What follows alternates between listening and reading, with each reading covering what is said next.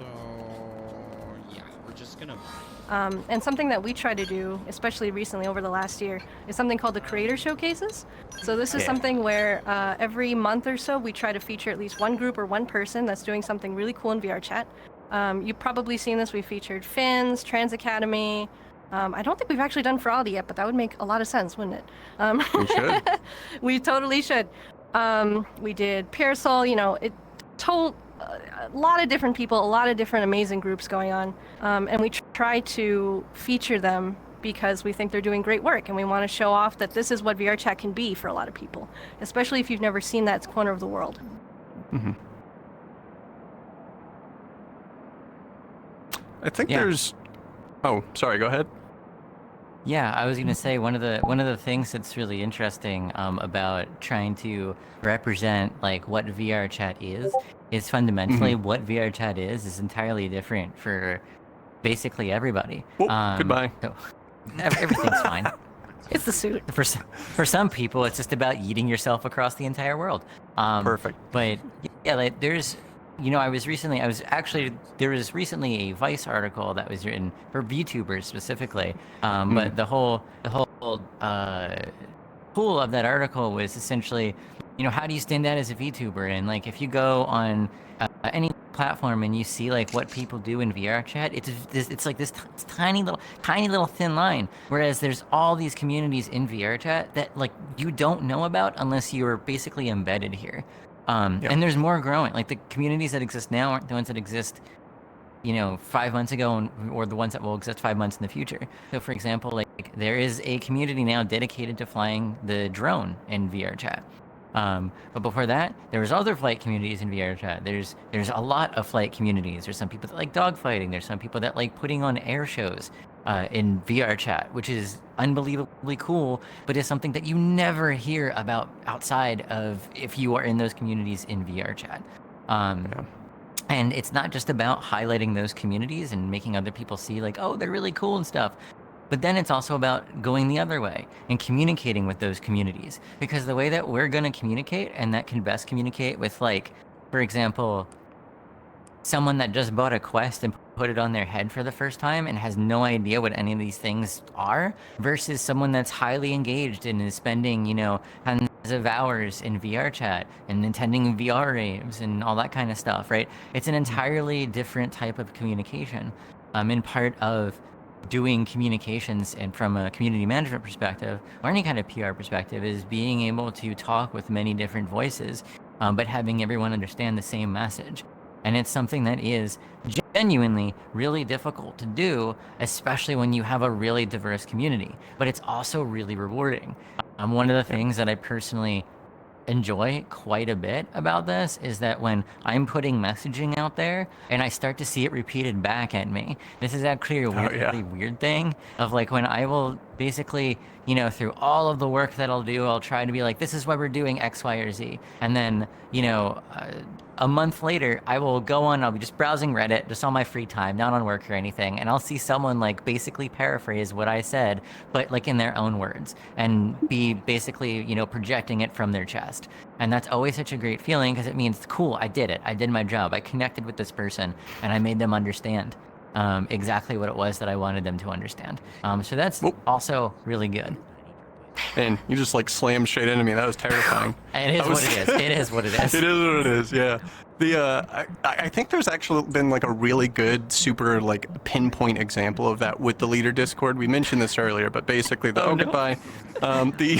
While Strauss is recovering, the group leader Discord is a place where we brought together a bunch of people that are running like active groups. And we chose these groups based on a couple of different qualities at the time.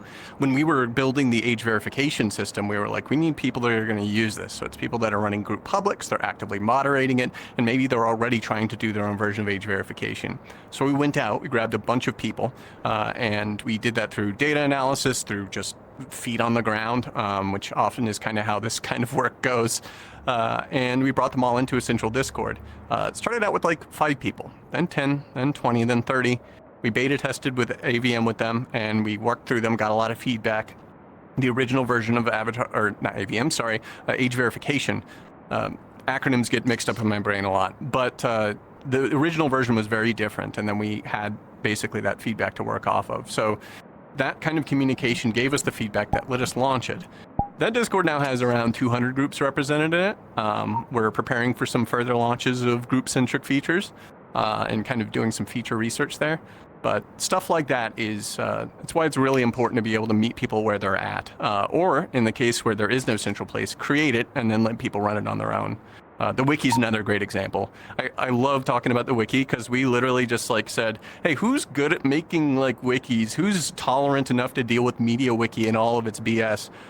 And we had people pop up out of the woodwork, and we essentially handed them the keys. It's like, here's a Media Wiki instance, just go. And a week later, it was beautifully themed, full of content, all kinds of stuff in there. And it was fairly low touch, just kind of had some management there. So that's the kind of results that you can get from this type of targeted communication and collaboration in a lot of cases with the community. Our team is small, itsy bitsy. Like, you literally are looking at the entire community team on VRChat right now. So we have to use resources when possible, when we can do it first party. And when those run out, because they will, we have to go out and work with people that are just as passionate as us, or in a lot of cases more passionate, who are willing to help us out to make, to spread the message of VRChat, to show people here's how you get into it, here's how you do it, here's how you get locked in. You know, that's the goal, is that same vibe, that same understanding that all of you probably have at some point when you were playing VRChat. We want to spread that moment. But yeah, I think, oh good, we are right on time. I want to talk about some different stuff. In particular, that was what we do well. Here's some stuff that we could probably do better. In particular, I think we don't do super great at information communication. Like the actual body of the communication, we do great. Straz does a great job, writes good words, good job. But the part that we struggle with is having channels to get that out to people. Do you think everyone uses Discord? No, they don't. Think everyone uses Twitter? Thank God. No, they don't. Like that kind of information, like distribution can be quite hard to do if you don't have a first-hand, like first-party platform to do it on.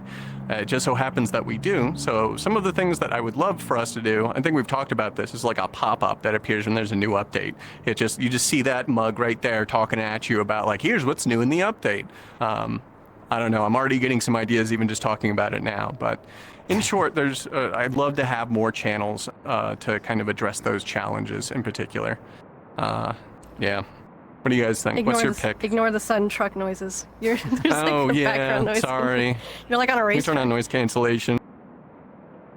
But yeah, going off of what Tupper said about having some sort of in-game notification, we know that most of you hear your news through VRChat, literally by going in VRChat and talking to each other, right? Like, how many times has there been an update and you're like, what's different? And your friends has to tell you like, oh, this is what changed, and we walk you through it. Like, that's such a common VRChat experience. And we know that a lot of information is disseminated that way. We would love ways to actually reach VRChat players directly and be able to tell them like, hey, this is what's new, here's what's to expect, you know, things like that. What do you think, Strez? Yeah, so for context, I think that I've taken that idea, and every meeting that I've gone into for the last 2 weeks, I've just walked in, and there's like been a problem. I'm like, you know what would solve this problem? I have an idea. Let's just put a giant pop-up when someone joins, and it's just me going, do this, and everyone will be like, cool, okay, we get it.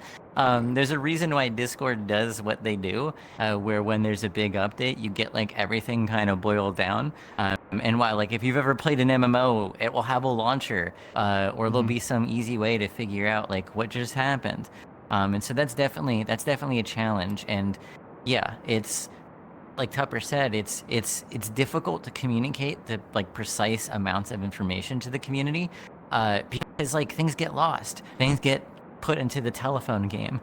We often talk about like the VRChat telephone game quite a bit, where I will say something on the stream that's very concise, and then like 2 weeks later I'll have someone repeat it back at me, and it's completely not what I said. And that's a challenge. That's not them making a mistake, that's me making a mistake. It's something that, you know, we have to do better. We have to make sure that when we're putting something out there to the community, that we're effectively communicating it. And kind of harkening back to the last question that we had, or topic, how to best do that is going to be entirely different based on every single community.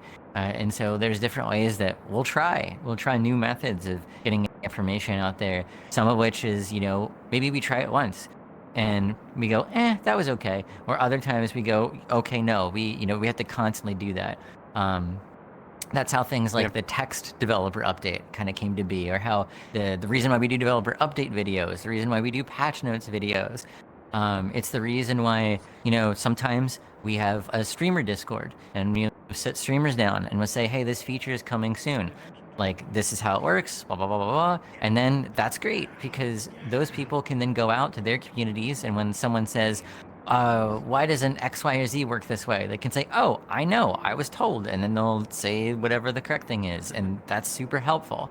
But all of these things are a challenge. And kind of like Tupper also said before, part of being in community management is this process of just coming up with an idea and then like throwing it out the wall and seeing, okay, does this work?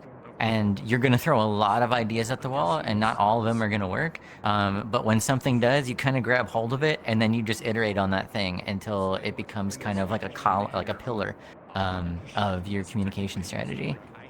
Yep. I think in particular, this also applies not just to first-party information, but you guys are in a lot of groups, right? Like, you're in places that run events, right? There's all this stuff going on that right now all you've really got is either a post system that's built into VRChat, or you've got, a Discord that you might join.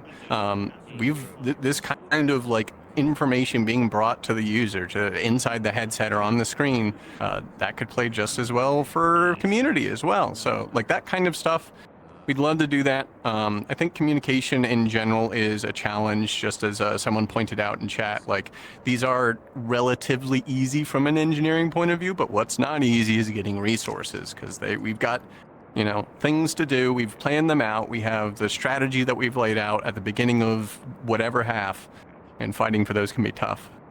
But yeah, I think, let's see here. Okay. This section I wanted to talk about in particular about how this kind of approach can apply to your own community. So this is, I guess, an advice section. This is a how do I run a community kind of section. And actually what you're working on, what you mentioned earlier about iteration is really key here. First off, just do stuff. Like, choose something to do, choose an event, just run with it. This is the point at which you can have wild ideas and just run forward with it. The easy ones are just like events, right? Like, this doesn't have to be complicated. You don't have to build your own virality. It's okay. I know that this is gorgeous and a very high quality, but you don't have to do that. You could make a box. You could go to the optimized box and hold your event. But what's important is consistency, having the event, having somewhere that people can go, and most importantly, gathering data.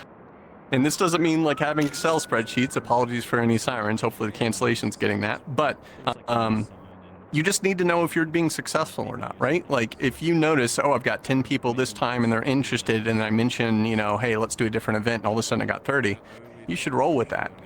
Talk to people, get information about it. Yeah, that kind of applies more to the events types of communities. But we have a lot of those, surprisingly. I always kind of thought people were just like, hey, I have a community of people that just hang out whenever. It's actually, only about half. A lot of places like run things and like have events, dogfights or tournaments in the case of like places like the Black Aces you mentioned earlier. Claire, you haven't talked You're for a while. passing it. You're You passing gotta it talk. to me. You want me to No, talk? Blair's got- Oh, yeah, God. you We're looking at I you. get nervous. Okay. Nah, you can do it. I was just thinking about the creator showcases, actually. Like, that was something that we wanted to try as of last year. I think it was actually a year and a half ago that we started doing it. And we started at first just by interviewing people we knew who were doing successful things or things that we thought we wanted to spotlight. And then from there, people started asking, like, hey, can I get a creator spotlight? Can I get a creator spotlight? And I was like, oh, this is actually something that people really enjoy, and it seems to be doing well. Yeah, and it was doing well on TikTok, and then we also did the Ask a Stranger about their favorite world, which did really well. And then from there, Elam started interviewing more strangers to see if we could get crazier and crazier worlds. And I think we did Tupper recently, actually. We did your 2 favorite worlds. Yeah, that just came out. I like airplanes. You like airplanes, exactly. And it's just nice for people to see that type of humanization, right? To see that VRChat has people like this in our game. or on a platform, I should say. There's like lots of different things to do on VRChat. Everyone has a different perspective on what they get on for and what they enjoy. So being able to showcase all those different experiences is really important. And it was a big trial and error to get to that point. We for a certain period of time, we didn't know if the creator showcases were going to do well. So we just had to watch the analytics to see like, okay, what do people enjoy about this? What do they not enjoy? I was unfortunately reading all the TikTok comments. Yes, I know, I sound like a man. Don't do that. What? It's okay. I've got a lot of comments on, about don't that. read the it's comments. Fine. You Never have read to. them. It's my job. Yeah, that's true. Okay, yeah. Good job. But yeah. Straz, your turn. What do you think? Okay. What do I think? I think a lot of things, unfortunately. No, but so I think a couple things. So I'm going to bounce around a bunch here. Because when you were talking about giving advice to other communities, as far as like running them or what to do with them, I think something that is really key, and also this relates pretty big to us, is clearly we get a lot of feedback, right? Clearly part of our job, part of our lives is just being inundated by feedback 24/7. It's, we try and have work-life balance, but inevitably when you also are, have some of your enjoyment, some of your weekend activities include the thing that you're working on, you're just going to come across this stuff all the time. And one of the things is, though, is like that can be super overwhelming. But in our case, this is leading to my point, every time someone brings some feedback to me, it's an opportunity to do the thing that I think is the most important part of my job, which is making people feel like they belong here. So when someone gives me feedback, I have the opportunity to say, no, go home. I don't want to listen to you. I'm off the clock. Or I can basically say, like, tell me more, or just empathize a little bit. Fundamentally, that's really important. And if you're running a community, I'm not saying like take all this feedback in, but your goal should always be to make people feel like they belong there. This is ultimately like the only thing that separates successful communities and unsuccessful communities. And I'm going to shout out a few over the years that I've seen. One of the biggest communities in VR chat is Ancients of VR, who almost has become a meme on Reddit because anytime someone has a thread, what group should I go in to find like How do I make adults? friends? Yeah, people always say Ancients of VR, Ancients of VR. I remember when that group was first starting, and the thing that they have done consistently better than most groups that I see that are in that same ballpark is they make people feel like they belong. When they have like interpersonal things or whatever it is, they listen to people, they try and figure things out, but fundamentally they always come back to that golden rule of trying to make as many people feel like they belong in this space as possible. When you see somewhere like Ferality, same sort of deal. It's all about making people feel like they have a place where they can go, and they have a place where it feels like they belong. Another one that I'll shout out is Shelter. If you're not familiar, Shelter is one of the biggest VR rave clubs in VR chat, and consistently I've seen them kind of do their thing alongside many other clubs that have been just as successful, not as successful, whatever. But one thing that they have consistently done, and it's one of the reasons why I think that they've managed to fill as many instances as they do every 2 weeks for the last 2 or 3 years or 4 years or whatever it is at this point, is they constantly are trying to make people feel like this is a place for you. If someone comes in that Discord and is just like, I just got my VR headset, I don't know what to do, there will be somewhere in that Discord, or someone in that Discord that will be willing to help them out. Someone comes in there and says, this is my first day doing this thing, awesome, you're in. Someone says, this is my billionth, event I've been to in VR chat, awesome, you're in. It doesn't matter. If you have respect for the space, everyone's going to be there, everyone's going to love you. And that's kind of something that's really important to foster when you're building a community. It's really, really tempting to build a community based on what a lot of you see on social media platforms, based on essentially on exclusion, on what we aren't. Build a community based on what you are. That is the single biggest thing that I can tell you, that if you're running a group, if you're running a community in VR chat, outside of VR chat, you always try and make a space where people feel like they belong there, that you're united by what makes, what things you have in common, where you don't, that is the biggest key. And that's something that obviously we try and do is part of the job, like I was saying, like whether it comes from feedback or whether it comes from anything else, the goal is to make everybody that comes to VR chat feel like this is a place for them. This is a place where you're welcome. Yeah. I think you hit on something really important. That is a pattern that, I've been part of internet communities for like 30 years at this point, and the thing that I've seen successful, repeated over and over and over, is that there are very few cases of communities that succeed where they're exclusive and they focus on a small set of people. Any community will naturally just kind of become disparate over time. What's the word? Attrite? That's the other Attrition? thing. Like Attrition. Thank you. Yeah. Yeah. Every group, every community on the internet has attrition. So if you cut off the input, if you're not inclusive, then it's gonna die, and it will eventually. But if you're inclusive and you bring people in, and you have people feel welcome as soon as they walk in the door, they make it feel like this could be a place that I can call home. This could be my third place. You're going to grow. You're going to succeed. It doesn't matter if you're, something as broad as, I don't know. We like playing D&D, which is actually, yeah, that is a pretty broad stroke at this point, to something as specific as like we like this one particular character out of this one particular show. You're going to be successful if you're inclusive. And that really is the key. And all the communities that we've talked about today, from Ancients to Shelter to the Black Aces to all these different places to Ferality as well, they are inclusive. They bring people in, they make people feel like it's home. And that is the key. That is how you get people to stick around. And if this sounds familiar to kind of the approach that we're also taking with VR chat in general, it's because the rules are the same. It scales up. VR chat may be a meta community, a community of communities, but the rules are precisely the same.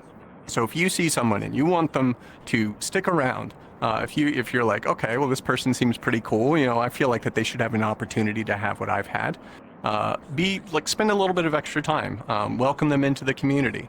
When you were talking about Shelter specifically, I was thinking of a friend who came to VR chat for the first time and went to Shelter, I'm pretty sure for the first time, went so hard that they shattered their desk, told the Shelter Discord, and then the leader of Shelter put up a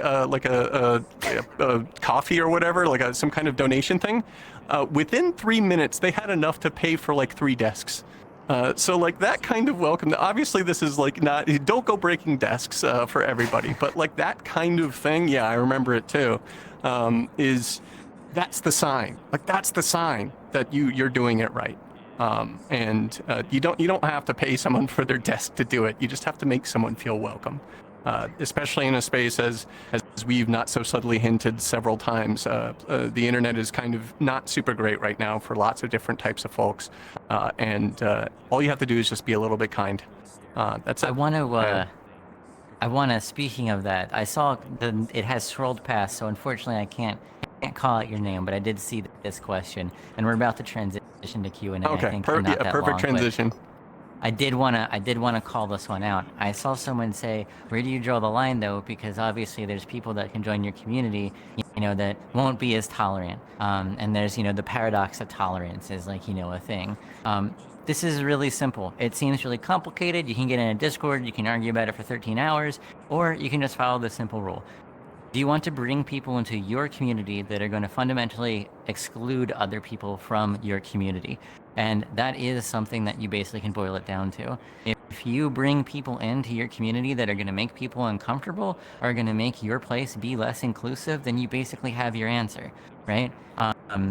It's Pride Month, right? When I'm talking about be welcoming to people, if someone comes in and they start just screaming slurs at everyone, I don't think it's your job to sit there and put your hands on your hips and go, "Oh, you, come on in." No, you kick that person out, because the reality is that there's a bunch of people in your community that are going to appreciate that action, and are also, you're going to bring more people in. When a community is safe, that attracts more people. And also the energy that communities tend to exude is the kind of person that they tend to bring in. And so you just have to think that, when you're building something.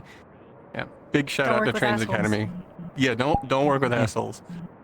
Some of the most successful communities that I have seen could be described as authoritarian. There are rules. If you don't follow them, you're gone. You need to be strict in those cases. Trans Academy, I would not describe as that. Obviously they have they have more resources to be able to be a little bit more rehabilitory rather than throwing hammers around. But if you're just booting up and someone comes in and you're at the 50 member mark and they're being a jerk, get rid of them. Don't look back. Do not be afraid to hit the button. You're not going to cause problems. But Yeah, I think that's it for our topics here. We can do Q&A now. Let's do it.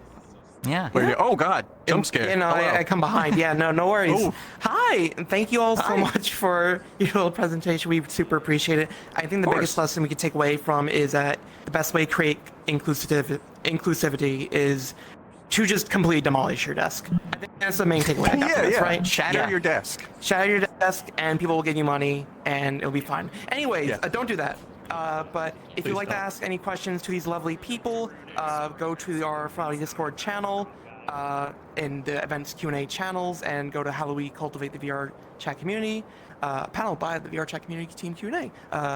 But we have a lot of good questions coming in. I'm gonna actually start. I'm gonna start one that actually kind of bounces off of what you were just talking about. This one is from